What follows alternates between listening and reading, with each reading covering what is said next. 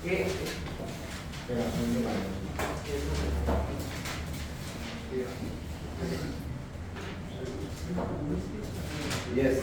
तो आ जाओ। Collision theory पढ़ाई थी क्या लास्ट टाइम? नहीं ना? नहीं। आज बतानी है। यस, ठीक है। तो अरेनियस इक्वेशन बताया था क्या? यस। अरेनियस इक्वेशन क्या होता है कि is equal to a into EA by RT होता है कि नहीं? ये पता है? बहुत अच्छा। A को क्या बोलते थे? फ्रीक्वेंसी फैक्टर बोलते थे, है ना? या अरेनियस का फैक्टर भी बोलते हो, प्री एक्सपोनेंशियल फैक्टर बोलते हैं ना, ये सब नाम बताया गया। तो A को एक और चीज आपको समझनी होगी A के बारे में, experiment, it is always experimentally determined, it is always. ये अरेनियस ने जब A की वैल्यू निकाली, वो कैसे निकाली? एक्सपेरिमेंट करके निकाली, थ्योरी से नहीं निकाली। समझ रहे हो मेरी बात? ठीक है। तो ये अरेनियस इक्वेशन जो यहाँ पे है, इसके अंदर जो A है वो एक्सपेरिमेंटली निकाला जाता है। समझ गए आगे बात? अब जब ये एक्सपेरिमेंटली निकाला गया A क्या था हमने बताया था? Maximum value of rate constant, yes और नो? मतलब जो मैक्सिमम पॉसिबल रेट कांस्टेंट है किसी रिएक्शन के लिए, वही A है, हाँ या ना? यस। अब सुनो, और वो एक्सपेरिमेंट से निकाला जा सकता था, मतलब मैक्सिमम पॉसिबिलिटी निकाली जा सकती थी, कितना मैक्सिमम हो सकता है। अब कोलिजन थ्योरी आई। कौन आया बोलो? कोलिजन थ्योरी आई। कोलिजन थ्योरी ये भी अरेनियस ने पहले प्रपोज करी, अपने तरीके से बताया। कोलिजन थ्योरी में इसने क्या बोला कि भाई ये जो है, कोलिजन थ्योरी ने इसी चीज को, ये तो एक्सपेरिमेंटली था, ये पूरा क्या था? एक्सपेरिमेंटली। कोलिजन थ्योरी है तो थ्योरी क्या करेगी? थ्योरेटिकली प्रेडिक्ट करेगी। तो ये थ्योरी ने क्या किया? कोलिजन थ्योरी ने इसको थ्योरेटिकली प्रेडिक्ट किया जब, तो यहाँ A की जगह क्या लिखा? तो ये जो Z आया था, ये कैसे आया था? थ्योरेटिकली, है ना? इसको भी क्या नाम है? इसका नाम क्या है? कोलिजन फ्रीक्वेंसी बोलते हैं इसको। Z is called what? या ऐसे बोल सकते हो फ्रीक्वेंसी फैक्टर है एक तरीके का, ये भी क्या है? एक तरीके का फ्रीक्वेंसी फैक्टर। बट इसकी वैल्यू कैसे निकाली जा रही है? थ्योरेटिकली। समझ रहे हो मेरी बात? अच्छा, अब मुझे बताओ, थ्योरेटिकली निकाल रहे हैं Z को, और Z कोलिजन फ्रीक्वेंसी का डेफिनेशन क्या कहता है? Number of molecules colliding per unit volume per unit time. क्या बोला? Number of molecules colliding per unit volume per unit time, ये डेफिनेशन है कोलिजन फ्रीक्वेंसी की। यानी कि जब भी कॉन्सेंट्रेशन ऑफ रिएक्टेंट बढ़ेगी, सुनो मेरी बात, रिएक्टेंट कॉन्सेंट्रेशन क्या होगी? तो नंबर ऑफ मॉलिक्यूल्स जो कोलाइड होंगे वही बढ़ेंगे, तो उसके कारण क्या होगा? कोलिजन फ्रीक्वेंसी भी बढ़ेगी। समझ में आ गई बात? क्या? हाँ बोलो, क्यों फिर से करें? क्या कर रहे थे तुम? रिएक्टेंट मॉलिक्यूल जिनकी कॉन्सेंट्रेशन बढ़ाओगे अगर, तो ज्यादा नंबर कोलाइड करेंगे कि नहीं? n की वैल्यू बढ़ जाएगी पर यूनिट वॉल्यूम, है ना? ज्यादा कोलाइड कर सकते हैं, तो ज्यादा कोलाइड करेंगे तो कोलिजन फ्रीक्वेंसी क्या हो जाएगी? बढ़ जाएगी। n बढ़ेगा तो कोलिजन फ्रीक्वेंसी बढ़ जाएगी। ठीक है, तो ये हमने बात कर ली। और यहाँ पे इंपॉर्टेंट बात क्या है? Z को कैसे प्रेडिक्ट करते हैं? थ्योरेटिकली। A को कैसे प्रेडिक्ट करते हैं? एक्सपेरिमेंट। ठीक है, तो बताओ, जो थ्योरेटिकली प्रेडिक्ट कर रहे थे वो ज्यादा आएगी या कम आएगी एक्सपेरिमेंटली से? ज्यादा आएगी ना? आइडियल केस मानते हो, थ्योरेटिकली मतलब जो आइडियल केस है। और ये यानी कि थ्योरेटिकली मतलब एक्सपेक्ट जो कर रहे थे आप, एक्सपेक्टेड वैल्यू, उसी को थ्योरेटिकल वैल्यू कहते हैं। और एक्सपेरिमेंटल मतलब जो आपने ऑब्जर्व की, इसको बोलते हैं ऑब्जर्व्ड वैल्यू। यस और नो? यस। तो बताओ, ऑब्जर्व्ड वैल्यू क्या है? A, और एक्सपेक्टेड वैल्यू क्या है? Z। कौन सी वैल्यू ज्यादा आई? Z ज्यादा आई, है ना? इसका क्या मतलब है? इसका मतलब देखो, Z की डेफिनेशन अगर हम बात करें तो Z को बोल सकते हैं maximum value of rate constant, यहाँ पे, है ना? तो बताओ, ये Z की वैल्यू यहाँ मैक्सिमम जो K मैक्स है, ये ज्यादा आ रहा है as compare to actual practical, क्योंकि प्रैक्टिकल में कुछ लॉस हो सकता है, एनर्जी का कुछ भी हो सकता है, ठीक है ना? तो इसलिए A की वैल्यू Z से कम आई। कितनी कम आई ये बात नहीं बता रहा था कोलिजन फ्रीक्वेंसी। क्या बोला? ये बात नहीं हो रही थी। तो मॉडिफाइड कोलिजन थ्योरी आई। फिर क्या आई? कौन सी थ्योरी आई? Modified collision theory. इसने क्या बोला? इसने बोला भाई ये जो डिफरेंस है दोनों में, A और Z में कितना फैक्टर का डिफरेंस है? तो P का फैक्टर का डिफरेंस है। कितने का? P फैक्टर का। तो इसने बोला जो रेट ऑफ रिएक्शन है वो क्या हो जाएगा? Z की जगह इन्होंने P से मल्टीप्लाई कर दिया। Into E power minus E A by R T. समझ में आई बात? Yes. टी क्या है? स्टेरिक फैक्टर या प्रोबेबिलिटी फैक्टर, स्टेरिक फैक्टर बोलते हैं। ये क्या रिप्रेजेंट करता है बताओ? मतलब इन दोनों में कितना अंतर है, एक्सपेरिमेंटल और जेड में कितने टाइम्स का अंतर है। तो वो हमें पी से, तो ये a is equal to Z into P मिल रहा है, और इसी को यहाँ पे z की जगह इन्होंने यहाँ एक मल्टीप्लाई कर दिया p बस एक्स्ट्रा, ठीक है ना। तो ये कोलिजन थ्योरी से आ गया। अब सुनो, ये स्टेरिक फैक्टर क्या चीज है पहले देखते हैं। देखो जब ध्यान से सुनना, जो मॉडिफाइड थ्योरी कहती है, देखो कोलिजन थ्योरी क्या कहती है वो समझते हैं। कोलिजन थ्योरी कहती है कि भाई अगर प्रोडक्ट बनाना है इफेक्टिव कोलिजन की डेफिनेशन में क्या बोला? सफिशिएंट काइनेटिक एनर्जी होनी चाहिए रिएक्टेंट मॉलिक्यूल्स की। इफेक्टिव कोलिजन कब होगी? सफिशिएंट काइनेटिक एनर्जी हो कोलाइडिंग मॉलिक्यूल्स की। तो कोलिजन थ्योरी पहले इतना ही कहती थी, समझ में आया? बाद में उसको मॉडिफाई जब किया गया तो मॉडिफाइड थ्योरी ने ये तो बोला ही सफिशिएंट काइनेटिक एनर्जी, ध्यान से सुनना। साथ ही साथ इसने बोला कि प्रॉपर ओरिएंटेशन भी होना चाहिए मॉलिक्यूल का, है ना भाई? तेजी से मान लो स्पीड से आए और टच करके चलेगा तो क्या वो प्रॉपर्ली ओरिएंटेड थे प्रोडक्ट बनाने के लिए? नहीं, काइनेटिक एनर्जी थी बट ओरिएंटेड गलत थे, तो भी प्रोडक्ट नहीं बनेगा। समझ रहे हो मेरी बात? तो दोनों कंडीशन इसने बात की, और जब ये प्रॉपर ओरिएंटेशन डाला तो इसी के कॉरस्पॉन्डिंग स्टेरिक फैक्टर होगा। क्योंकि ओरिएंटेशन मतलब आपका मॉलिक्यूल जो है वो जब कोलाइड करेगा तो प्रॉपर्ली तब करेगा जब उसको रिपल्शन मिनिमम मिले, वो स्टेरिक हिंड्रेंस वाली बात होगी। तो इसलिए स्टेरिक फैक्टर डाला आपने पी।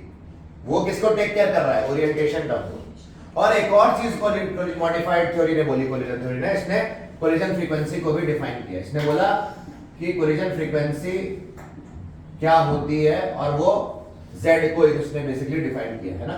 समझ में आया? यस। तो ये तीन बातें हो रही थी मॉडिफाइड कोलिजन थ्योरी से। उससे पहले क्या था? नॉर्मल कोलिजन थ्योरी थी, जो कि घटी मतलब गलत थी, घटिया नहीं थी, मतलब गलत थ्योरी थी। गलत क्यों थी? समझ में आया? मॉडिफाइड। अब इस थ्योरी में भी प्रॉब्लम है, मॉडिफाइड में भी प्रॉब्लम है। क्या प्रॉब्लम है? मॉडिफाइड में पहला limitation, limitation of modified collision theory, उसमें भी प्रॉब्लम आ गई। कोलिजन थ्योरी की लिमिटेशन देख लेते हैं। पहली लिमिटेशन क्या है बोलो? कि it assumes hard sphere. Reacted molecules को ये कैसा अज्यूम करता है? क्या शेप का? Spherical hard spheres. क्या सारे reacted molecule hard spherical shape के होते हैं? नहीं ना, अलग भी हो सकते हैं। तो ये पहली लिमिटेशन। दूसरा,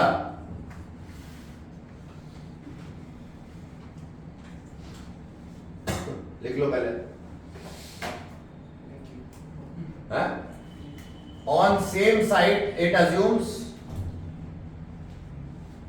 that on every site p is same, p value is same।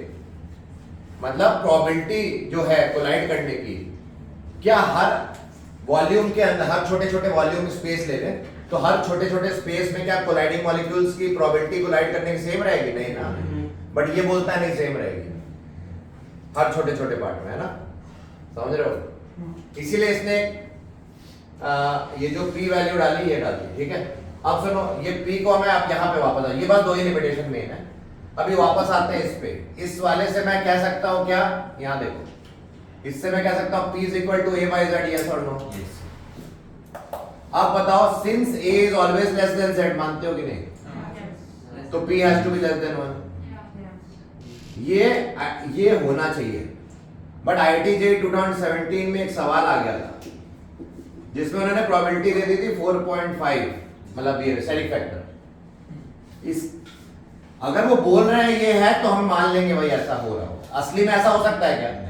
नहीं हो सकता, मोस्ट ये पॉसिबल ही नहीं है। नहीं तो 100% प्रोबेबिलिटी, मतलब हर बार प्रोडक्ट बन रहा है, मतलब हर ओरिएंटेशन हाँ बढ़िया है, ऐसा पॉसिबल है क्या? नहीं ना। इक्वल टू भी 1 बड़ा रेयर है, बट लेस देन 1 हो सकता है। समझ रहे हो?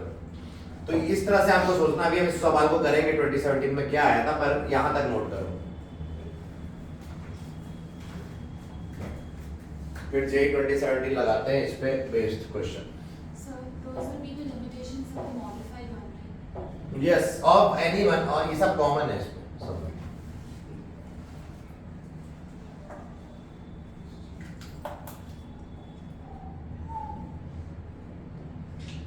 समझ में आया क्या? अरेनियस ने एक्सपेरिमेंटली निकाला, कोलिजन थ्योरी ने उसको थ्योरेटिकली बताया कि ये आना चाहिए, एक्सपेरिमेंट से ये एक्चुअली में आया, ये एक्चुअल आया और वो प्रेडिक्टेड था।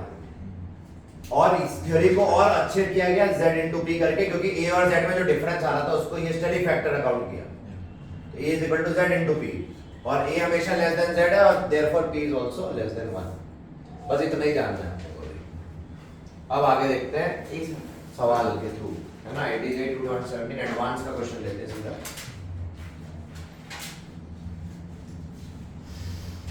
हो गया? लिख के जल्दी बताओ।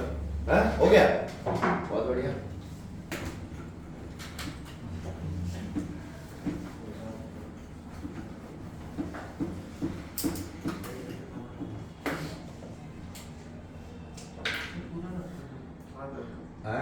हाँ सर। क्या क्या हो गया इसको?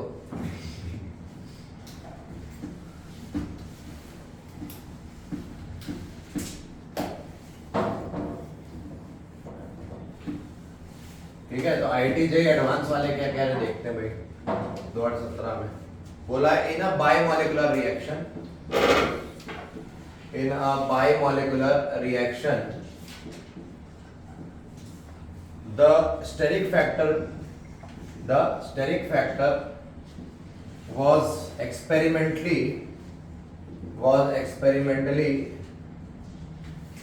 determined to be 4.5. The correct option is इस डेटा को लेके करेक्ट ऑप्शन बताया है आपको। The activation energy of the reaction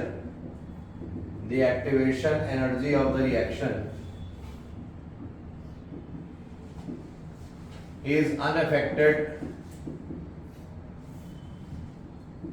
by value of steric factor, दूसरा experimentally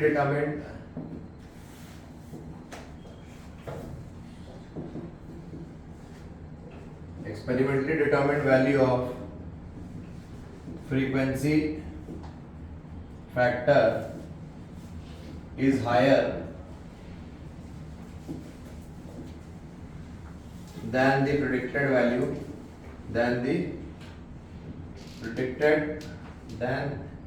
that predicted by Arrhenius equation.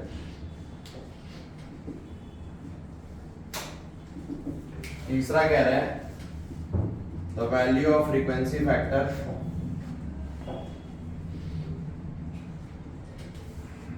predicted by Arrhenius equation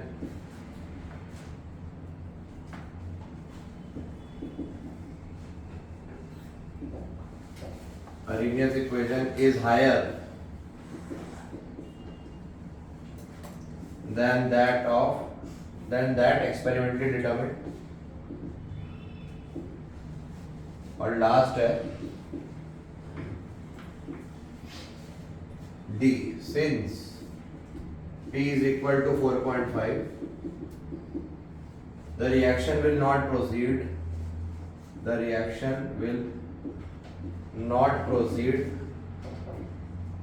unless an effective catalyst is used. Until an effective catalyst is used. ठीक है, ये करना है आपने।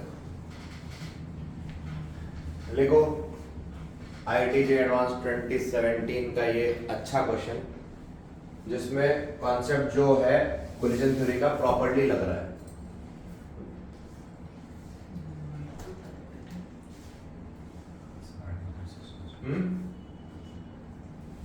क्या लिख लिया? क्या बोल रहा हूँ? उकासा क्या?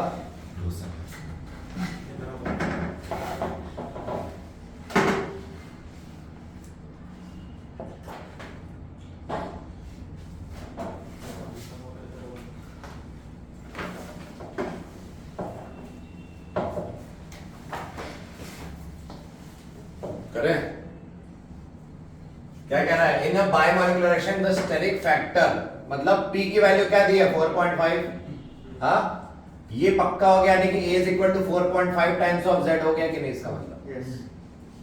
यानी कि A is greater than Z, ये पक्का हो गया कि नहीं?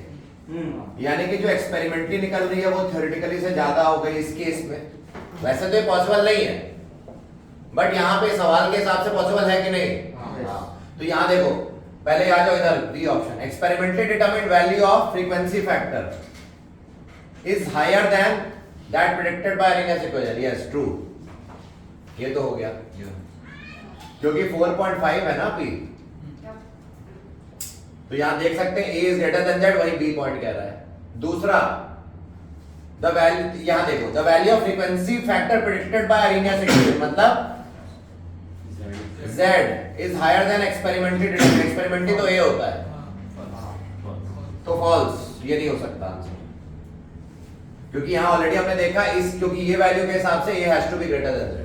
बोल रहा है तीसरा, since P is equal to 4.5 the reaction will only proceed until an effective catalyst is used. False, ये रिएक्शन तो कूद कूद के हो रही है भैया, इसको कैटलिस्ट क्या कुछ भी जरूरत नहीं है। ये तो ऐसा लग रहा है मान लो पास है, प्रोडक्ट बना दिया, छूने की भी जरूरत नहीं लग रही यहाँ तो। क्यों भाई मुस्तान से ब्लूटूथ हो गया यहाँ पे, ठीक है? दो मॉलिक्यूल आ रहे हैं और एकदम से, मतलब प्रोबेबिलिटी इतनी हाई, ये स्टेरिक फैक्टर, मतलब बहुत फास्ट, एक्सपेरिमेंटल से भी ज्यादा, थ्योरेटिकल से भी ज्यादा अगर प्रेडिक्शन आ रही है, मतलब ये रिएक्शन को कैटलिस्ट और कोई जरूरत नहीं है, तो कूद कूद के तो ये भी आंसर नहीं हो सकता, कैटलिस्ट तो चाहिए नहीं हमें। तो आंसर अब ये देखते हैं, वापस आते हैं, activation energy of reaction is unaffected by value of steric factor. हाँ, क्योंकि P जो है इसका E से कुछ लेना देना है क्या? भाई P के फॉर्मूले में क्या आता है? A और बेचारे Z आते हैं, E तो आता नहीं।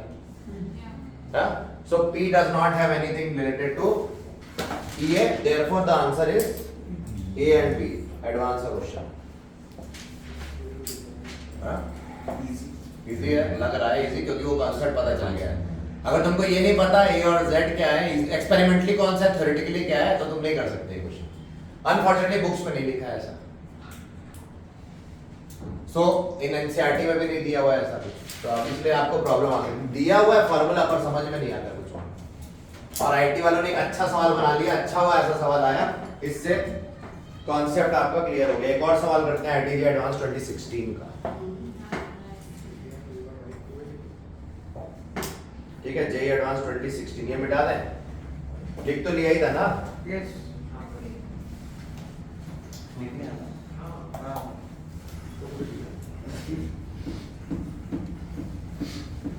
ये दो सवाल कर लिया तो अब कोलिजन थ्योरी पे फिर मास्टरी हो जाती है, फिर आपको कोलिजन थ्योरी में कुछ भी पूछेगा आप कर दो।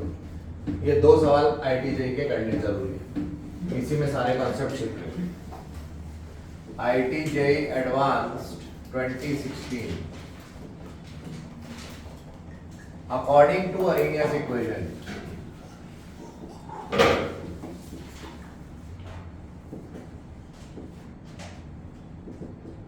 चार option, a higher activation energy usually implies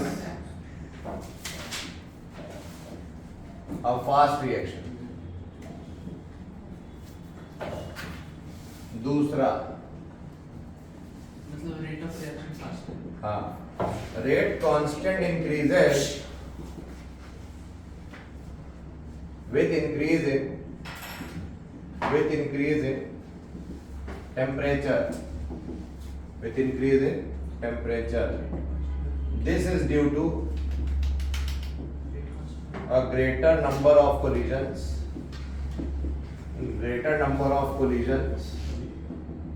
यार ये सवाल बड़े लंबे लंबे देते हैं। whose energy exceeds the activation energy, exceeds the activation energy. तीसरा, higher the magnitude of activation energy, higher magnitude of activation energy, stronger is the temperature dependence of rate constant, stronger is the temperature dependence of the rate constant. अच्छा, और चौथा the pre exponential factor is a measure of the rate at which is a measure of the rate at which collision occurs irrespective of their energy, irrespective of their energy। देखो ये question और इसको करो, कैसे करेंगे देखो, सोचो, try करो।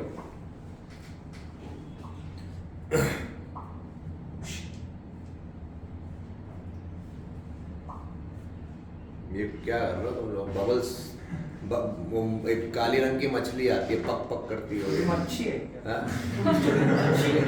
मच्छी बनना है क्या तुम?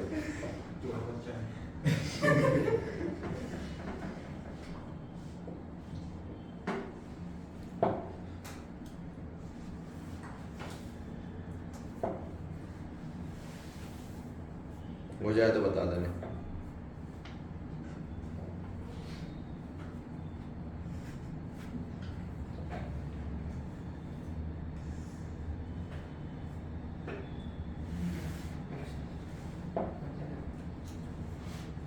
हो गया? नहीं sir.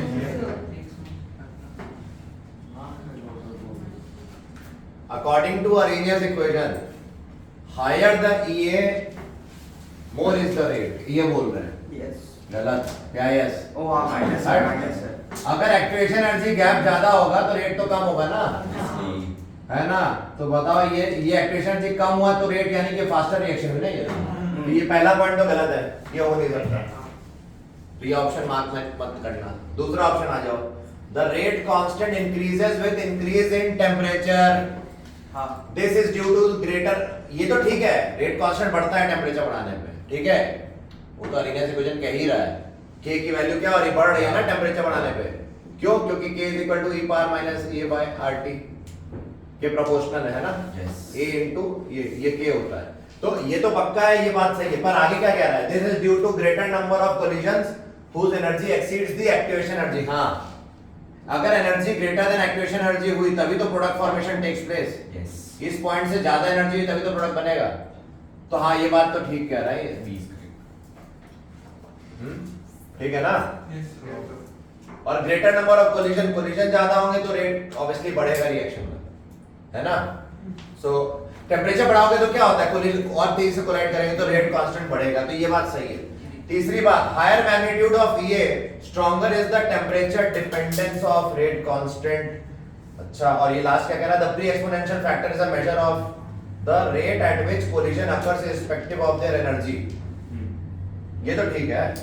The pre exponential factor मतलब क्या हुआ? A is a measure of the rate at which collision occurs irrespective of energy. हाँ, एनर्जी का टर्म इंडिपेंडेंट है ना, ये तो k मैक्स पे डिपेंड करता है ना। तो जितनी स्पीड से हो रही उससे कोई मतलब नहीं, ठीक है। तो ये हो गया। अब सी पे आते हैं, सी को देखते हैं। आपको बताया गया है कि अगर ये जो हमारी इक्वेशन क्या थी, a into minus A by R T, है ना, इसको जब आप डिफरेंशिएट वगैरह करोगे ना तो आपको फाइनली क्या मिलता है वो मैं बता देता हूँ। मैं टाइम वेस्ट नहीं करूंगा, आप डिफरेंशिएट कर लेना। 1 upon k into d k by d t is equal to E A upon इसका magnitude is equal to E A by R T square. क्या? E A by R T square, where this entire term is representing fractional change in rate constant with respect to temperature. This is what it is representing, fractional rate or fractional rate constant with respect to क्या? Temperature, मतलब temperature difference. और यहाँ पे क्या हो रहा है, ये किस पे डिपेंड कर रहा है? ये देखो, ये पॉइंट क्या कह रहा है? Higher the magnitude of EA की वैल्यू ज्यादा हो गई, है ना, तो stronger is the temperature dependence of rate constant. Yes, ये टर्म और बढ़ जाएगा और डिपेंड करेगा टेम्परेचर पे। समझ रहे हो? अरे ये टर्म और टेम्परेचर पे डिपेंड करेगा, मतलब और इसको जितना वैल्यू ये बढ़ेगा उतना d k by d t की वैल्यू आएगी ना, यानी कि के और डिपेंड करेगा with respect to temperature, vary करेगा। हाँ, खाना वाना खाने के बाद नहीं हम लोग समझ में आया क्या? तो यही कह रहा है वो। तो yes, it is also true. Clear? Fractional change in rate constant with respect to what temperature. So k बदलेगा तो मतलब dk by dt बदलेगा तो ये भी बदलेगा, ऐसे सोचो।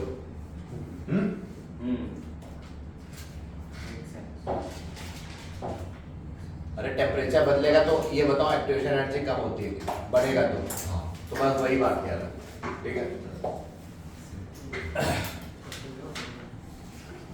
जिनको ये ना समझ में आया तो ऐसे समझो, सुनो, टेम्परेचर बढ़ेगा तो के बढ़ेगा और एक्टिवेशन एनर्जी कम होगी और कम होगी तो के बढ़ेगा तो रेट बढ़ेगा, या ना? ऐसे भी सोच सकते हो।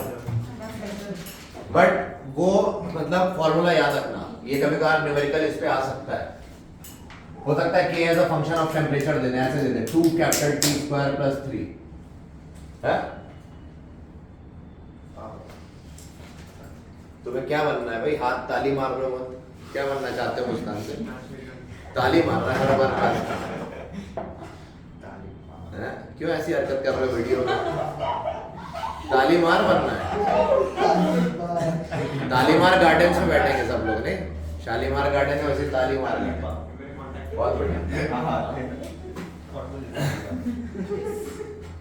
और किसी को बीमारी है ताली मारने की? मैं तुम लोग के लिए सही जगह ढूंढ लिया है। हाँ?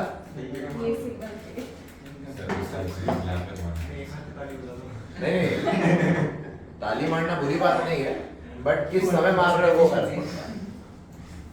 ठीक है, ये समझ में आ गया। आईटीजे एडवांस का क्वेश्चन हो गया, इजी है कि टफ है? इजी है, मजाक है एकदम, है ना? तो ये मिटाने जा रहा हूं मैं। अच्छा आप ध्यान दो, नहीं तो बाहर निकाल दिए जाओगे, क्या फायदा। अच्छा ध्यान दो यार, क्या कर रहे हो तुम लोग? कैसे लीडर टाइप हरकतें कर रहे हो? चीपस्टर बनना है तुमको? चीपस्टर चाहते हो कि तुमको कोई लड़की बोल दे चीपस्टर है?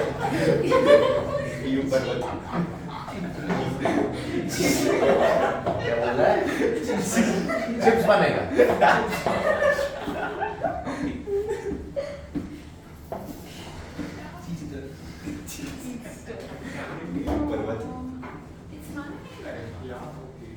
ठीक है, चलो इधर आ जाओ वापस। क्लियर हो गया? कोलिजन थ्योरी समझ में आ गया? एडवांस लेवल तक हो गया? अब आ जाओ मॉलिक्युलैरिटी देखते हैं। मॉलिक्युलैरिटी किसे कहते हैं?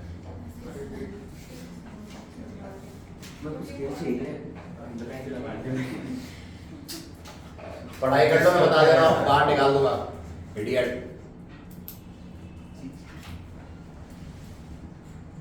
क्या बनना है तुमको? इसको क्या बनना है? चकोर, चकोरी बनना है।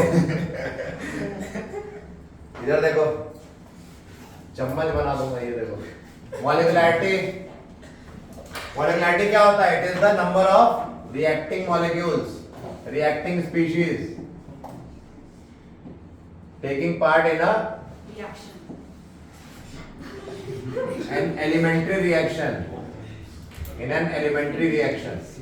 elementary reaction क्या होती थी? जो एक स्टेप में अगर करें, कॉम्प्लेक्स मल्टीपल स्टेप, है ना? तो ये पहली चीज मॉलिक्युलैरिटी के बारे में। दूसरी चीज, molecularity can never be fractional और zero, can never be negative, fractional और zero.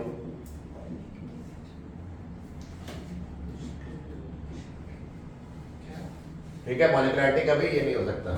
मॉलिक्युलैरिटी greater than 3 is rare. Molecularity is meaningful या is meaningless for complex reactions, but is meaningful for elementary reaction.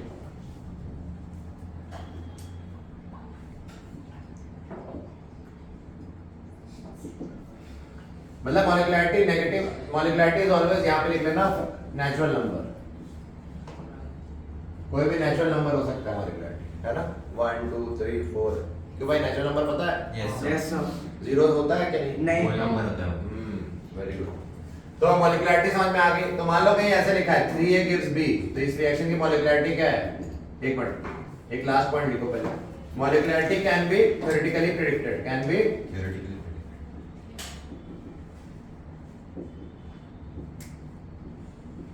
But order कैसा निकालते थे? Experiment से।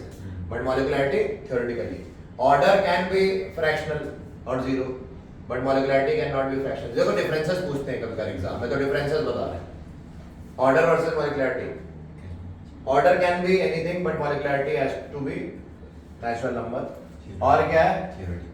हाँ हाँ, मॉलिक्युलरिटी theoretically predict की जाती है, ऑर्डर एक्सपेरिमेंटली। तो यहाँ तो डिफरेंस मिल गया। जीरो नहीं हो सकता। ऑर्डर कॉम्प्लेक्स रिएक्शन के लिए डिफाइंड है, ये एलिमेंट्री। बट ये सिर्फ एलिमेंट्री के लिए। ऑर्डर हर एक रिएक्शन के लिए डिफाइंड होता है, complex as well as elementary, but molecularity only defined for या एप्लीकेबल फॉर एलिमेंट्री रिएक्शन। क्यों? देखते हैं। पहले यहाँ तक लिखो, फिर एक एक पॉइंट समझते हैं।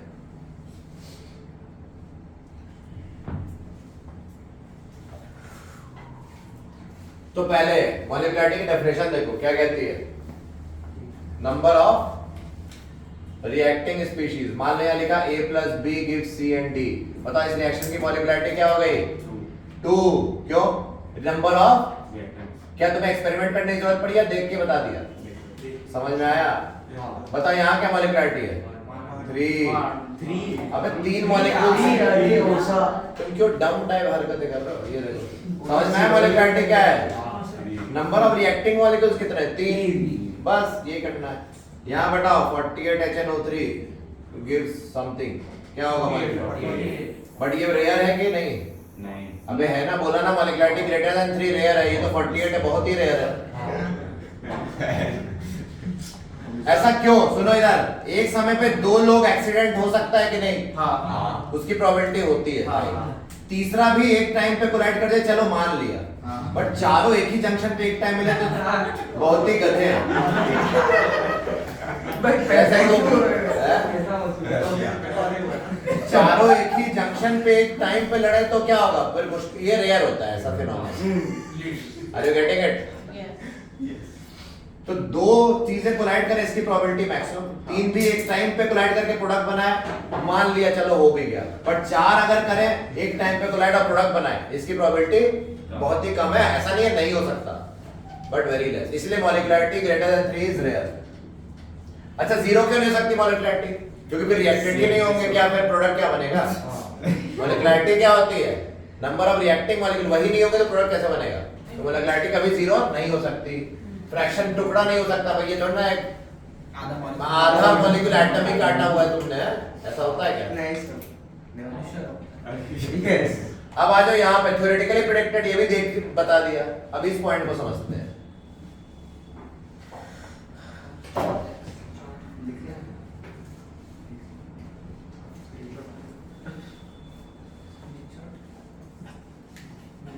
ठीक है, मॉलिक्युलरिटी क्या है? सुनो, ये एलिमेंट्री स्टेप था कि नहीं? हाँ। ये भी एलिमेंट्री है। तो हर एक एलिमेंट्री स्टेप के लिए मॉलिक्युलरिटी निकाली जा सकती है। बट अगर मैं बोलूं एक मान लो एक कॉम्प्लेक्स रिएक्शन दी तुमको, क्या दिया? 3A to 4D एक कॉम्प्लेक्स रिएक्शन है, और ये कैसे बन रही है? 3A से 2B मान लो बना, फिर 2B से क्या बना? 3C, और 3C से अल्टीमेटली क्या बना? 4D। तो ये कॉम्प्लेक्स रिएक्शन था। इसकी मैं बोलूं इस पूरे कॉम्प्लेक्स रिएक्शन की मॉलिक्युलरिटी बताओ, बता पाओगे? नहीं। क्योंकि हर स्टेप पे देखो, यहाँ मॉलिक्युलरिटी क्या दिख रही? 3। 3। इसकी क्या दिख रही? 2। इसकी क्या दिख रही? फिर 3। तो ओवरऑल का कोई मतलब नहीं रह जाता, हर एक स्टेप का मॉलिक्युलरिटी निकालते हैं। बट अगर बोले ऑर्डर, तो ऑर्डर के लिए हम देखेंगे स्लोएस्ट स्टेप। मान लो ये RDS है, RDS मतलब स्लोएस्ट स्टेप, रेट डिटरमाइनिंग। तो यहाँ क्या ऑर्डर दिख रहा है? जो यहाँ पे कितना है मॉलिक्युलरिटी? तो वही उसका ऑर्डर हो जाएगा। तो यहाँ एक्सपेरिमेंटली निकालने की जरूरत नहीं पड़ी, नहीं समझे? हाँ। ऑलरेडी ये मैकेनिज्म एक्सपेरिमेंट से ही आ रहा है। हमें बस देखना है स्लोएस्ट स्टेप ही तो रेट डिटरमाइनिंग स्टेप है, वही ऑर्डर डिसाइड करेगा रिएक्शन का। यानी कि ऑर्डर 3 मत लिख देना, ये हम नहीं बता रहे, हम बोल रहे हैं ऑर्डर क्या है? 2। इस पूरे इस रिएक्शन का ऑर्डर 2 है, समझे? इस रिएक्शन का ऑर्डर 2 है। Yes sir. क्योंकि इसकी मैकेनिज्म में जो स्लोएस्ट स्टेप है उसमें जो रिएक्टेंट मॉलिक्यूल है वो हमारा ऑर्डर डिसाइड कर रहा है। यहाँ के लिए इस रिएक्शन में मॉलिक्युलरिटी ऑर्डर सेम होगा इस स्टेप पर। Sir, तीनों the same speed से निकले। हो ही नहीं सकता, फिर तो एक ही स्टेप है। तीनों एक नहीं, तीनों एक स्पीड से कब कैसे हो सकते हैं बताओ? ये आइडियली प्रैक्टिकली पॉसिबल अगर होते भी तो कोई भी एक पकड़ लो, फिर वही ऑर्डर बताएगा, नहीं होते। क्योंकि फिर उसी को स्लोएस्ट मान लोगे और कोई ऑप्शन नहीं तुम्हारे पास। अच्छा बताओ, ऑर्डर यानी कि कॉम्प्लेक्स रिएक्शन के लिए डिफाइंड है, बट एलिमेंट्री के लिए मॉलिक्युलरिटी जो सॉरी कॉम्प्लेक्स रिएक्शन की मॉलिक्युलरिटी डिफाइंड नहीं हो रही है, वो एलिमेंट्री स्टेप्स के लिए है। ऑर्डर के एलिमेंट्री के लिए भी डिफाइंड है। हाँ, इसका ऑर्डर बताओ क्या है?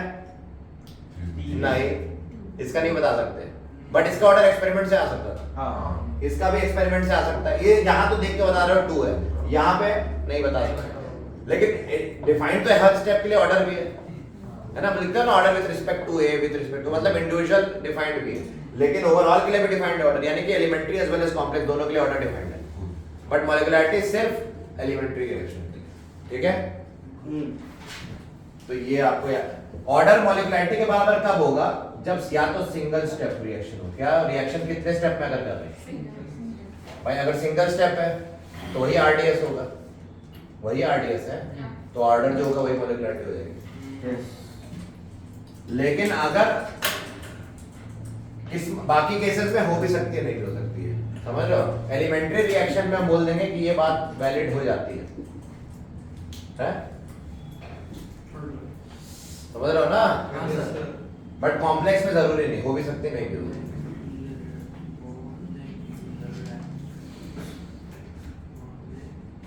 तो ये बात आपको नोट कर लेंगे जल्दी से। मॉलिक्युलरिटी हमारा समझ में आ चुका है आपको। Yes sir.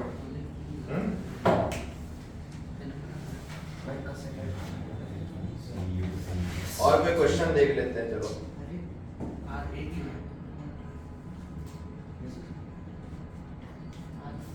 चलो एक क्वेश्चन करते हैं। वाह यार, तुम डिस्गस्टिंग आदमी हो, तुम निकल जाओ। तुम मतलब किसी लायक नहीं बचे जीवन में। हैं? ये अलार्म लगा के आता है मोबाइल में और दिखाता है कि गर्लफ्रेंड का फोन था। शो ऑफ कर रहा है कि बहुत गर्लफ्रेंड रखी है इसने। मोबाइल पे अलार्म लगाता है क्लास के 20 बजे, मैं शो ऑफ करूँ। चलो क्वेश्चन किया जाए। ये हमारी आरसी मुखर्जी बुक है, उसका क्वेश्चन उसका लेते हैं, और इस टाइप के सवाल कैसे करने हैं वो भी एक नजर देखा जाए। ठीक है, तो क्वेश्चन है, अरे क्या हो गया, कुछ चिल्ला रहे हैं? फोन अब बंद कर दो तुम, समझ रहे हो? उस्ताद से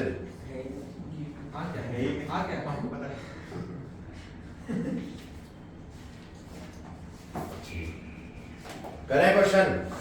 क्यों भाई मिटा दें ये, पहले ये बताओ। हाँ सर। ठीक है, मॉलिक्युलरिटी इज ओवर। अब इस पे क्वेश्चन करने जा रहे हैं।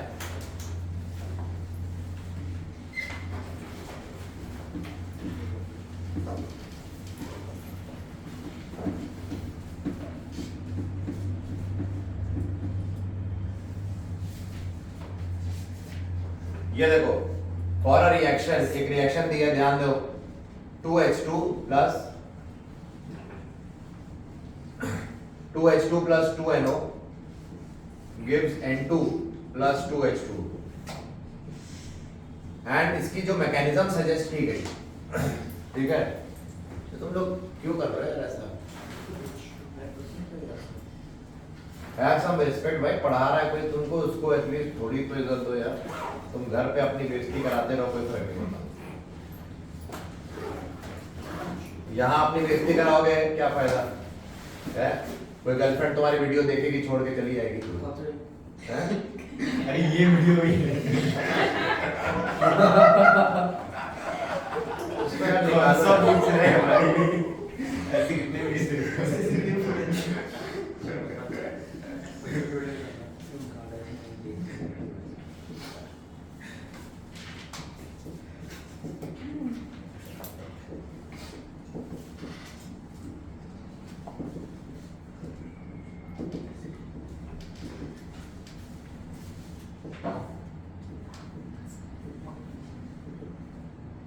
देखो क्वेश्चन पढ़ो, इधर ध्यान दो।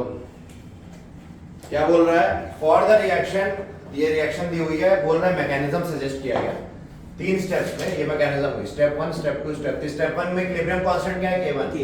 स्टेप 2 का इक्विलिब्रियम, ये इक्विलिब्रियम बोल रहा हूं, ये बोल रहे हैं स्टेप 2 में रेट डिटरमाइनिंग स्टेप है ये, यानी कि ऑर्डर इसी पे डिपेंड करेगा।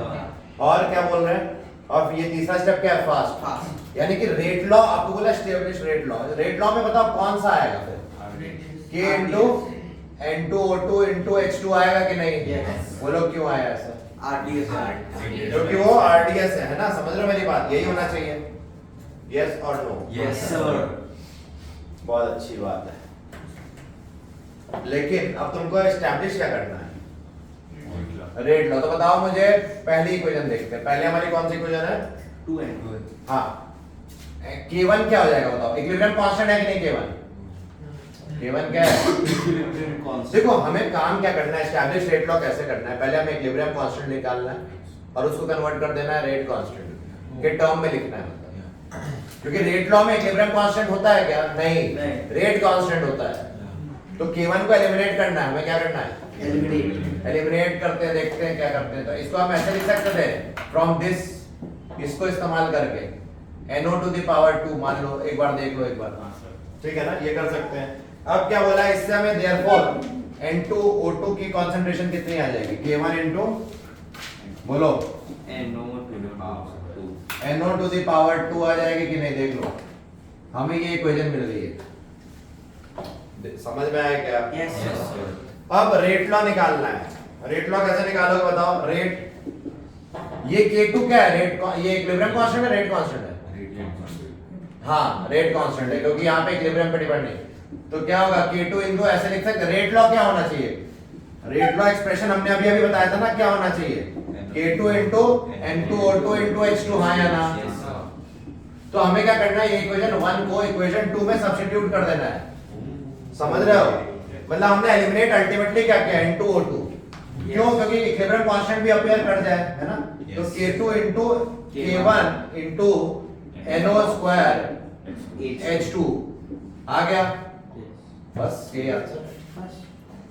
और इसको एक कॉमन, दिस टर्म को एक कॉमन K मान लो, है ना?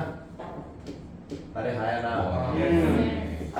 तो तुम कर सकते हो, ये आ गया तुम्हारा रेट। अब बोलो ये क्यों किया मैंने, बताओ, ऐसे क्यों लिखा, मैं यहीं तक क्यों नहीं छोड़, मैं यहां तक क्यों नहीं, यही करके लिख देता, बिकॉज तुम NO और H2 देखो कहां पे, मेन रिएक्शन में। हम इज्जत दे रहे हैं मेन रिएक्शन को, हम क्या कर रहे हैं, मेन रिएक्शन के टर्म में ला रहे हैं, समझ रहे हो मेरी बात? हमारा RDS निकल रहा था सेकंड स्टेप से, काम तो यही तमाम हो रहा था, बट हम जो भी RDS निकल रहा है उसको इज्जत दे रहे हैं मेन रिएक्शन को, जो है तो इसी का पार्ट, तो हम उस टर्म में लिखने की कोशिश कर रहे हैं यहाँ पे रेट लॉ। क्लियर हो गई बात? तो ऐसे क्वेश्चन में हमेशा कोशिश करो जो भी इस RDS है उससे रेट लॉ निकाल के लिख लो, और कोई एक रिएक्टेंट को एलिमिनेट कर दो इस इक्विलिब्रियम कांस्टेंट के टर्म में लिख के, जो भी तुम्हारा इक्विलिब्रियम कांस्टेंट दिया, और उसके बाद क्या करो, उसको सब्स्टिट्यूट करके ओरिजिनल रिएक्टेंट के टर्म में लिख दो, ठीक है? यही स्टेप्स हर बार हर सवाल में होता है, ठीक है? इस टाइप के सवाल आएंगे तो यही करना है आपको, नोट कर लो। Yes sir।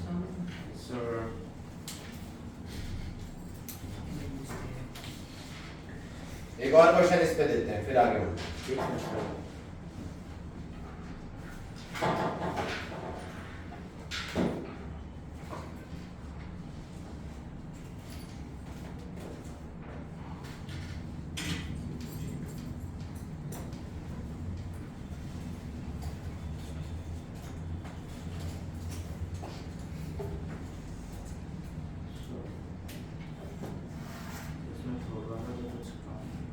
थर्ड वाले रिएक्शन का कोई काम क्यों नहीं आया, फास्ट रिएक्शन को हम लोग इतनी इज्जत देते नहीं, उससे रेट निकाले वो रेट उससे रेट तो इससे डिपेंड कर नहीं रहा, रेट तो इस पे डिपेंड कर रहा है RDS पे, और N2O2 को हमने एलिमिनेट किया इससे यहाँ, क्योंकि ये भी कॉमन है, देखो इसमें कॉमन क्या है, N2O2, उसको एलिमिनेट किया, यहाँ से उठा के डाला।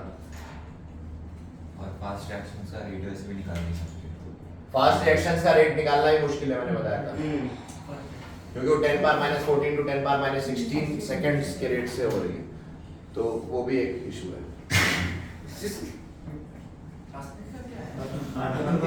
मतलब ये कैसा आदमी है?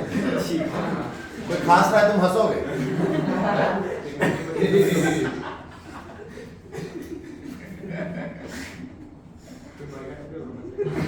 तुम चाइना चले जाओ, चाइना में जाके जो खास रहा उस पर हंसूल जाएगा। उसके बाद तुम्हें समझ में आएगा क्या होगा। मोमो बना के मारेंगे तुम्हें। हाँ, इसको रैप करेंगे पहले मोमो के अंदर, इसको डालेंगे मोमो के अंदर। मोमो मस्त लाल चटनी।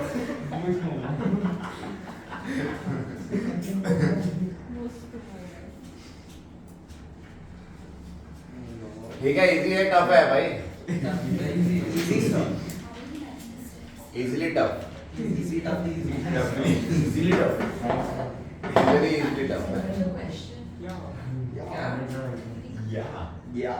मैकेनिज्म सिमोन, सर मैकेनिज्म क्वेश्चन में दिया है ना। हाँ दे रहा है, मैकेनिज्म दिया होगा। What, you don't want the mechanism also? No, no. No, I'm just look at the question, you got the answer. How? Directly guess. ये यहाँ तो H2 की पावर 2 होनी चाहिए, ऐसे तो रेट लॉ तो एक्सपेरिमेंट से Second निकलता one H2 is using because the third one is fast. So only one use. है। ये Yeah. what about N2O2? Because the third one N2O2 के बारे में क्या कहना है आपका? Is it N2O2 or NO? NO, the first. No. Okay, so you take the original reaction. So from the original reaction, you compare with in the mechanism the ones you can actually find the rate in. And then you use Ultimately, see, you have to see the aim was to express rate law. जो established rate law बोला है, rate law को किसके term में हमेशा डालना चाहिए? जो actual reaction है। But problem क्या थी? rate law तो यहाँ से निकल रहा है, तो हमें कोई reactant इनमें से eliminate करना होगा। In terms of this, अब यहाँ हाइड्रोजन कॉमन है, तो eliminate obviously इसको करना पड़ेगा। How to eliminate this? By this reaction. समझ में आया? यही तो किया हमने। That is all we have. Common sense, yes. what did I say that was wrong? ठीक है, चलो बेटा रहे हैं। Everything sounds.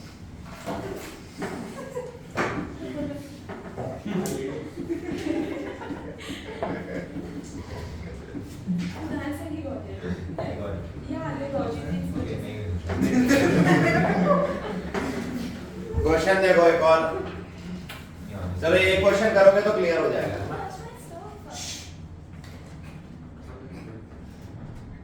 ये देखो ये रिएक्शन दे रखी है 2NO plus Br2 give NO Br, और इसकी मैकेनिज्म दे रखी है NO plus Br2 give NO Br2, और ये फास्ट रिएक्शन है, and NO Br2 plus NO 2NO Br, और ये स्लो रिएक्शन है।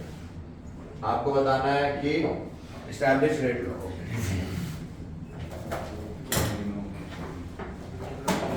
पहले क्या करो, जो निकालना है एस्टैब्लिश रेट लॉ लिख लो पहले तो। रेट लॉ क्या है? What is rate law? R is equal to K1, K1 मान ले, अभी हमें मालूम नहीं रेट कांस्टेंट क्या है। स्लोएस्ट वाली ले ले, तो यहाँ पे NOBr2 into NO। अब बताओ इस रिएक्शन में और इसमें कॉमन क्या है? NO कॉमन है ना, तो हमें एलिमिनेट किसको करना होगा? तो इस रिएक्शन पे आ जाओ। फास्ट। अब इसका रेट लॉ, इसका भी रेट लॉ लिख सकते हैं, कैसे लिखोगे बताओ? इसके लिए रेट कांस्टेंट क्या, रेट लॉ कैसा होगा? R is equal to K2 into NOBr2, नहीं NO into Br2 लिखोगे ना? अरे 2Br होगा तो भी Br स्क्वायर कैसे हो गया? इसके लिए लिख रहे हैं, समझ में आया? तो क्या हो जाएगा बताओ? बोलो। अब यहां से हमें क्या एलिमिनेट कर दें? हमें एलिमिनेट करना होगा ना कोई एक चीज। NO को एलिमिनेट करोगे यार। क्योंकि Br अरे पर नीचे NO ऑलरेडी है ना, तो सिर्फ Br चाहिए नीचे। हाँ तो NO, अरे एक बड़ा क्वेश्चन में कुछ कुछ तो ये इक्विलिब्रियम पे है, और ये K2 ले लेना, मेक सेंस। ठीक है ना? ये इक्विलिब्रियम पे। अब यहाँ पे आ जाओ, अब ये तो हो ही जाएगा है ना? देखो ये रेट लॉ होगा, क्यों? क्योंकि स्लोएस्ट स्टेप है, इससे हमने ये लिखा, इसका मान लो K2 है, और K1 जो है उसको हम कैसे लिख सकते हैं? K1 is NOBr2 upon NO into क्या Br2। तो K1 अब इससे हम क्या एलिमिनेट, हमें क्या चाहिए, ये टर्म कॉमन है ना इसमें, तो NOBr2 को एलिमिनेट कर देंगे। NOBr2 क्या आ जाएगा इससे, K1 इनटू NO इनटू क्या Br2, ठीक है ना। Yes, sir. और देयरफॉर अब इसको यहाँ पे उठा के सब्स्टिट्यूट कर दो, तो यहाँ से रेट आ जाएगा, कितना आ जाएगा rate, R is equal to K1 into K2 into NO square NO square Br2। Nice. Same आ गया। हाँ सर सेम ही आ रहा है सर, ऊपर अगर डायरेक्टली करते हो वाह। NO square Br2। अबे देखो डायरेक्ट, वो तो किस्मत से सेम आ गया किस मैट? है, किस्मत है तुम्हारी।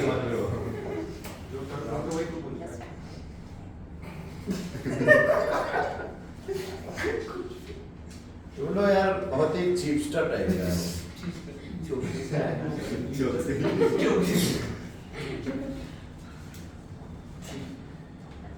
ठीक है, क्वेश्चन समझ में आ ही गया होगा। Yes. नोट करो जल्दी।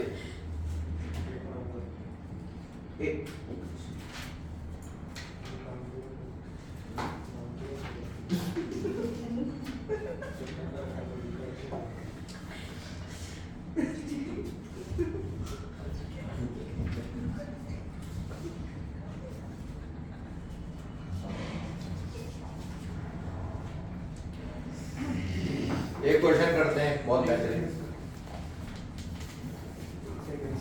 बिठा दें। Yes, sir.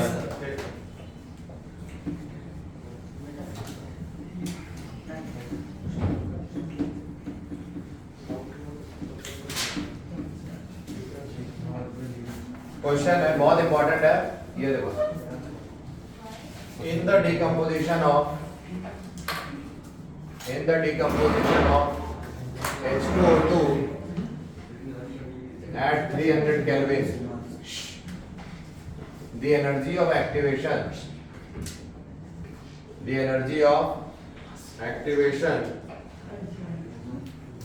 was found to be 18 kilocal per mole, 18 kilocalories per mole when it decreased, while it decreased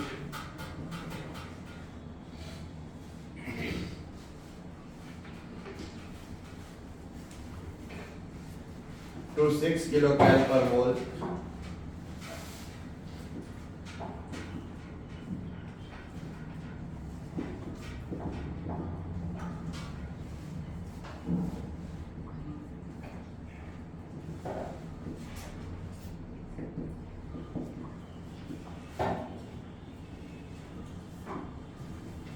next time से मुस्तानसिर को क्लास में अलाउड ही नहीं, बाहर सर निकाल। मैंने क्या किया सर? मैं निकाल दूंगा बाहर। सर पर मैंने कुछ किया ही नहीं है। बस इसीलिए तो निकाल दूंगा, तुम कुछ कर ही नहीं रहे हो क्लास में, पढ़ाई नहीं कर रहा तो निकालने जाओ।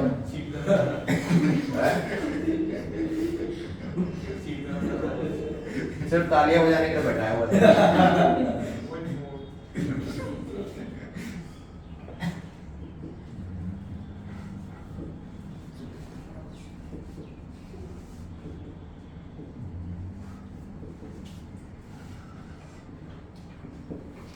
करो, क्या निकालना है देखो पहले।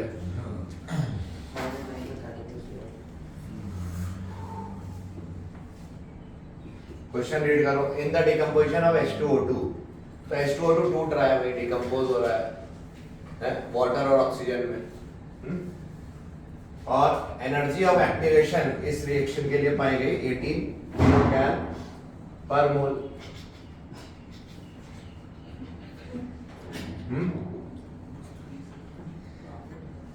और ये विदाउट कैटलिस्ट था। ये क्या था, एक्टिवेशन एनर्जी क्या था विदाउट कैटलिस्ट। जब कैटलिस्ट नहीं लिया गया, टेम्परेचर कितना रखा गया 300 केल्विन, देख रहे हो। और जब कैटलिस्ट किया गया तो यही एक्टिवेशन एनर्जी कितनी हो गई 6 किलो कैल, मतलब और कम हो गई ना activation energy in presence of catalyst. With catalyst ये जो है रिएक्शन का रेट बढ़ने की वजह से सेम टेम्परेचर पे, कैटलिस्ट लेने से कांस्टेंट टेम्परेचर पे रिएक्शन रेट बढ़ गया, मतलब एक्टिवेशन एनर्जी कम हो गई। दिख रहा है। How many times is the catalysed reaction faster than the uncatalysed one, मतलब ये रिएक्शन इससे कितने टाइम फास्टर है। ठीक है, दोनों का रेट कंपेयर करना है, कैसे करेंगे करो। मैंने तो समझा दिया सवाल, अब सवाल तुमको लगाना है, कर लोगे? यस करो देखते हैं। हाँ के का रेशियो लेना है, के का रेशियो हाँ बोलो बोलो क्या करना है। के का रेशियो देखो ये 1 मान ले, ये 2 मान ले अभी के लिए, तो हम बोल सकते हैं ln k1 मतलब फर्स्ट रिएक्शन के लिए जो कैटलिस्ट के बगैर थी, ध्यान दो ये फर्स्ट रिएक्शन है। सेकंड फर्स्ट रिएक्शन के लिए k1 अगर हम रेट कांस्टेंट मान, हमें निकालना क्या है, हाउ मेनी टाइम मतलब k2/k1, यही तो। Yes sir. क्योंकि R2/R1 जो होगा वही रेशियो ऑफ k2/k1 है, तो हमें पता चल जाएगा भाई कितने गुना ज्यादा वो स्पीड हो गई है, तो k2/k1 निकाल दे। तो ln k1 क्या होता है हमें मालूम है, minus E1 upon RT plus ln A, और ln k2 क्या हो जाएगा, minus E2 upon RT plus ln k, temperature constant है ना, या तो यहाँ पे हम इन दोनों इक्वेशन में लगे, दोनों को सब्ट्रैक्ट कर दो, तो ln k2/k1 क्या आ जाएगा, अरे सब्ट्रैक्ट करो दिस माइनस दिस, हाँ ठीक है, तो दिस माइनस तो ln k2 minus ln k1 क्या हो जाएगा, ln k2/k1, और इनमें ये दिस माइनस दिस करोगे ln A कट जाएगा, या और माइनस E2/RT माइनस E1/RT मतलब प्लस हो जाएगा, है ना, तो इसको सॉल्व करोगे तो मिल जाएगा E1 minus E2/RT is equal to ln k2/k1 आ जाएगा। यस यस T दिया हुआ है 300 केल्विन, E1 दिया हुआ है, E2 दिया हुआ है, k2/k1 आ जाएगा, ठीक है ना, ऐसे करना है। तो ये नोट करो, ये इंपॉर्टेंट क्वेश्चन मार्क करो। क्या होता है, हमने दूसरे एक फार्मूला तो हमने बताया था ना ln k2/k1 का, Yes, sir. जब टेम्परेचर वेरी कर रहा था ये कांस्टेंट था, जब समझ रहे हो, Yes, sir. तो उसमें उस केस में हमने ये बताया था जब टेम्परेचर वेरी कर रहा था और ये कांस्टेंट था, जब और अब क्या किया है इस सवाल में, टेम्परेचर कांस्टेंट रखा, ये वेरी किया, ओके समझ रहे हो, इसलिए ऐसा सवाल। ये हमारा नया फार्मूला, ये भी रट लो तो सीधा दो फार्मूले हैं, एक फार्मूला क्या है ये वाला और एक फार्मूला ये, दोनों में न्यूमेरिकल आ सकते हैं, तो ये नोट करो।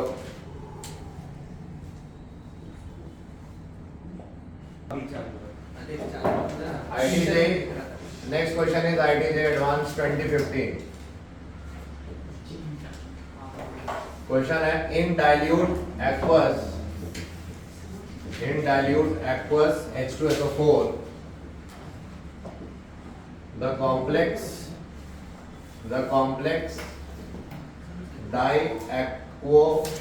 dioxylato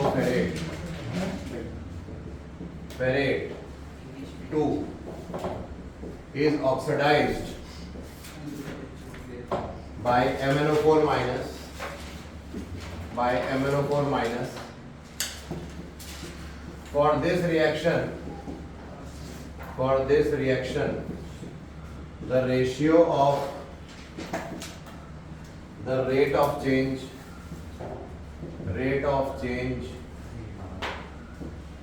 of H plus to the rate of change of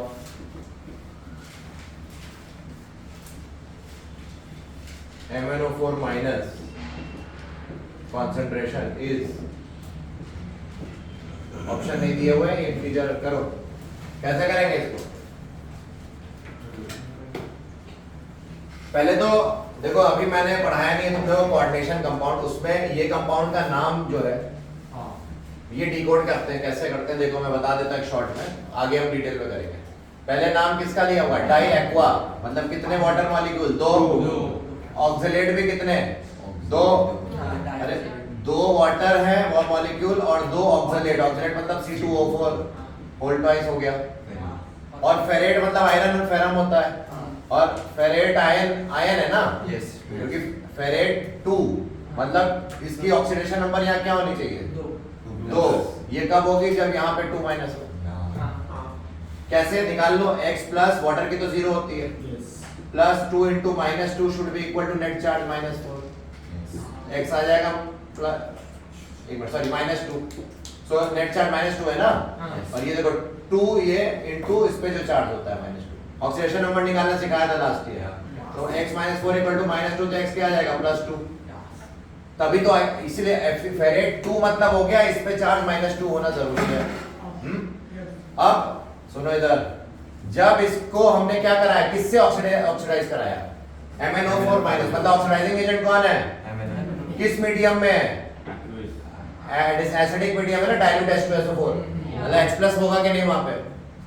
तो ये जब रिएक्शन हुई तो बताओ ये किस में रिड्यूस हो जाता है, हमने देखा था इलेक्ट्रोकेमिस्ट्री में Mn2+ में, और दिया है क्या ऐसा, नहीं दिया है। ये दूसरे को ये किसको ऑक्सीडाइज कर रहा है, इसको, तो ये खुद क्या होगा, रिड्यूस किसमें, Mn2+ में हो जाएगा कि नहीं, और इसको क्या करेगा, ऑक्सीडाइज। अब इसको ऑक्सीडाइज करना मतलब यहाँ Fe का ऑक्सीडेशन नंबर क्या है, 2+, तो इसको कहां ले जाना चाहेगा, 3+ में। तो 3+ कब आएगा, जब यहाँ पावर -1 हो जाए, Fe into H2O whole twice C2O4 whole twice क्या, -1। समझ में आ गया। अब ये रिएक्शन आ गई, अब क्या बोला है, calculate the ratio of rate करो। अब तो मैंने तुम्हें हिंट दे दिया, अब तुम्हें बस रेट लॉ आना चाहिए, है ना।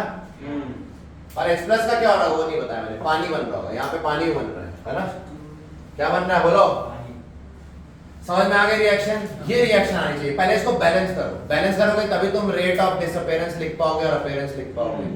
तो बैलेंस करोगे, कैसे करोगे देखो, करो अब ट्राई, उतना तो आना चाहिए। बैलेंस करना तो रिडॉक्स में सिखाया गया है कि मैं करूं यहाँ लिख के दूं,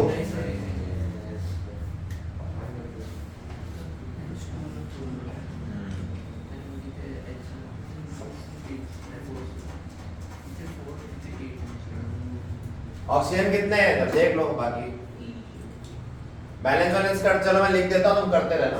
H को सिर्फ 8 लगा और H2O को 4। यहाँ पे 5 आ जाएगा और यहाँ 4 आ जाएगा, है ना, हो गया बैलेंस, देख लो एक बार। अगर ये बैलेंस हो गया तो रेट ऑफ किसका निकालना, rate of change of H+, है ना। तो rate of change of H+ क्या हो जाएगा, -1/8 dH+/dt, है ना। और to the rate of MnO4 change, और MnO4 का जो ये कितना हो जाएगा, plus minus d of MnO4 minus upon dt, है ना। और ये दोनों रेट हमें पता है बराबर होते हैं, तो दिस बाय दिस रेशियो क्या आ जाएगा, 8 आ जाएगा।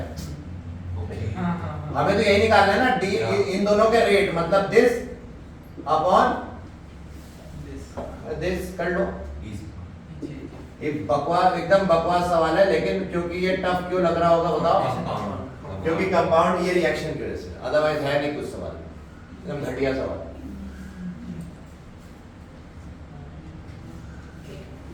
मतलब जिसने इक्वेशन बना दी उसके लिए सवाल कोई बड़ी बात नहीं।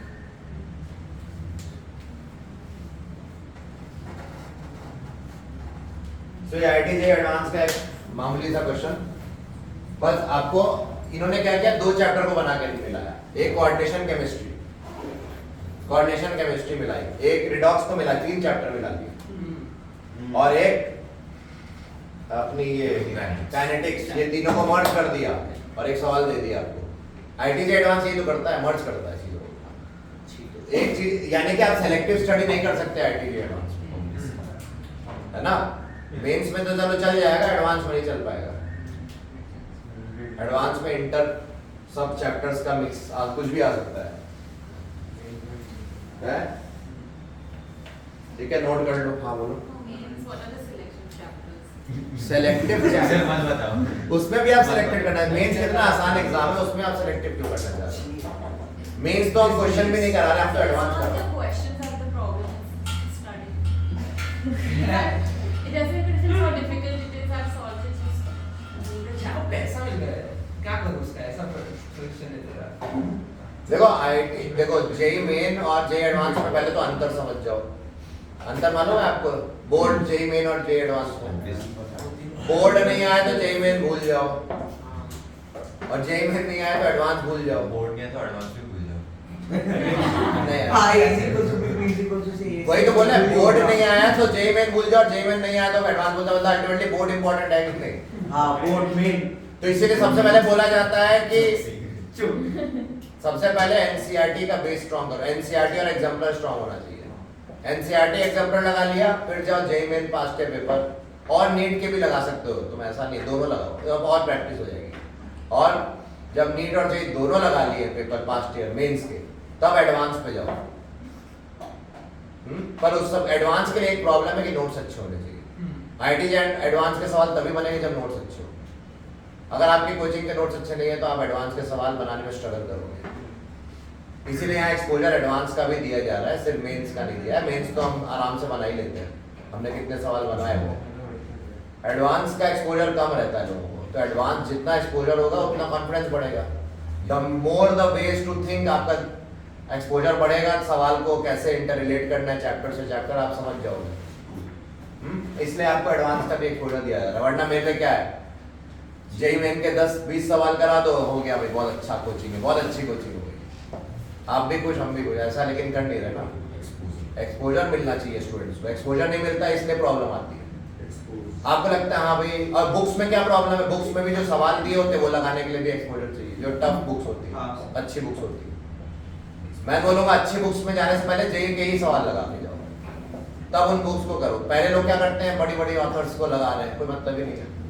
पहले एनसीईआरटी एग्जाम्पल लगा लो, फिर नीट और जेई मेन के पास पेपर लगा लो।